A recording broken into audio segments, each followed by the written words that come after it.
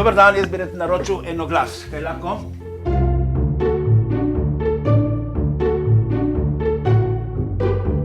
To se pravi tako, gledajte. Športno-kulturno društvo Hvala iz Trsta vabi na tradicionalni praznik krompirčka, ki se bo odvijal v soboto in nedeljo 30. in 31. julija. Delovali bodo dobro založeni kioski.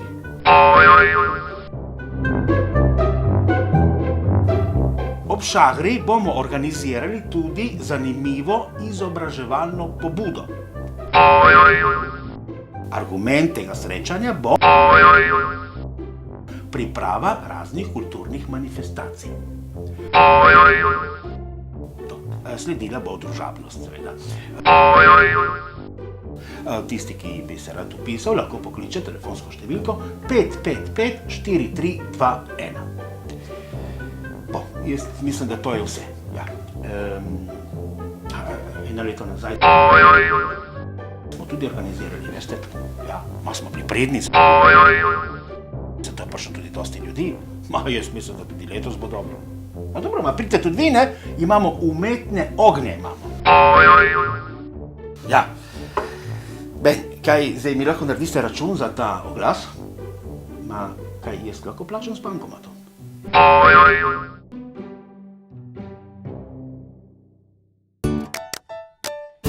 Joj, koliko napak! Kvak!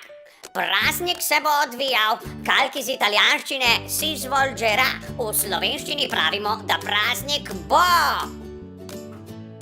Kiosk, paronim, to je lažni prijatelj italijanske besede kiosko. V slovenščini so kioski samo tiste hišice, kjer prodajajo časopise, kvečemu še kak čips in bombone.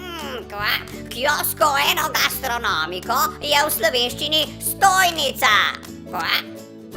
Pobuda, neustrezni prevod italijanske besede je iniciativa. V italijanščini je namreč iniciativa tako ideja, zamisel, predlog, kot tudi realizacija vsega tega.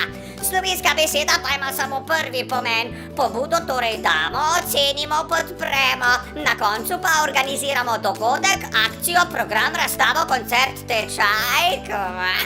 Argument, še en paronim oziroma lažni prijatelj italijanske besede argumento. V slovenščini je argument samo razlog, dejstvo ali dokaz, ki podpira ali spodbija neko trditev ali teorijo. Izobraževalni programi, sestanki in srečanja pa imajo svoje teme ali vsebine. Manifestacija, joj ti lažni prijatelji. Italijanska beseda je manifestazione. V slovenščini se uporablja skoraj izključno s pomenom množičnega izkazovanja podpore nekomu ali nečemu. Na primer, manifestacija za mir. Običajne manifestazioni kulturali so kulturne prireditve. Družabnost, to je neustrezna raba besede. Družabnost je namreč lastnost človeka, ki je družaben. To si zlahka zapomnimo, saj imajo ta pomen lastnosti skoraj vsi samostalniki, ki se končajo na ost. Na primer, mladost, norost, hitrost. Družabnosti torej ne moremo prirediti in se je ne moremo udeležiti. Pač pa lahko imamo družabno srečanje, druženje, zabavo, žurko, ples ali prigrizek. Eno leto nazaj, to je še en kalk iz italijanščine, un anno fa. V slovenščini je običajnejša raba pred enim letom. Pridni, neustrezna raba, prevod italijanske besede bravi. Priden pomeni v slovenščini marljiv, delaven, v italijanščini je to laborioso ali diligente.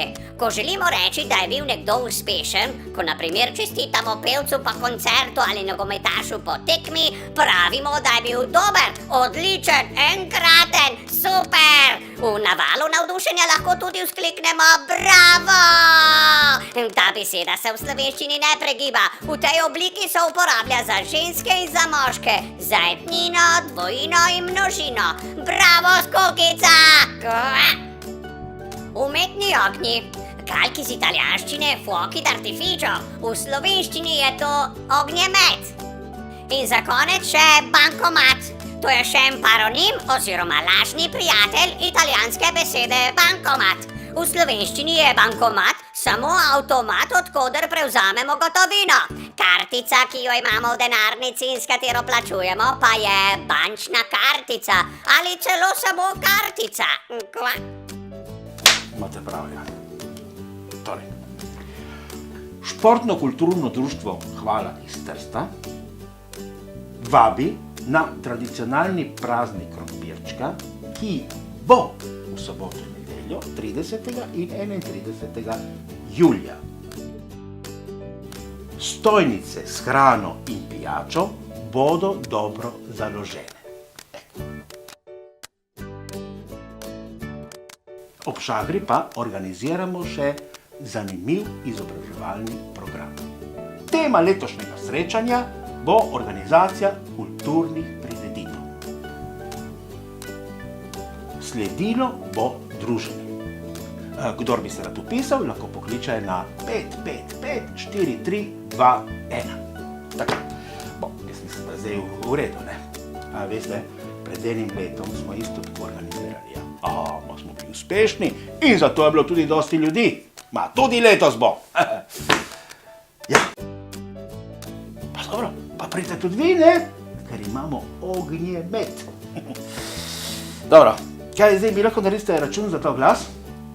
Če bi jaz lahko plačal s kartico?